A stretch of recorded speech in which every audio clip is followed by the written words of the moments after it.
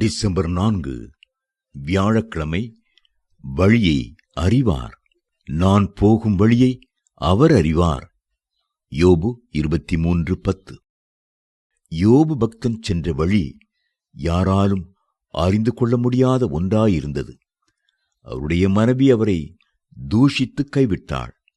அவருடைய நண்பர்கள் ஆலோசனை என்ற பேரில் வெந்த புண்ணில் வேலை பாய்ச்சினார்கள். அந்த பாடுகளின் மத்தியிலும் யோபு பக்தன் சொல்லுகிற வார்த்தையை கவனித்து பாருங்கள். நான் போகும் வழியை அவர் அறிவார். அவர் என்னை சோதித்த பின் நான் பொன்னாக விளங்குவேன் என்று அவர் சொன்னார். கர்த்தர் நீங்கள் போகும் உபத்திரவத்தின் பாதையையும் வேதனையின் பாதையையும் நிச்சயமாகவே அறிவார். கர்த்தர் மோசையோடு பேசும்போது என் ஜனத்தின் வேதனைகளையும் அறிந்திருக்கிறேன். யாத்ராகமம் 3:7 என்று சொன்னார்.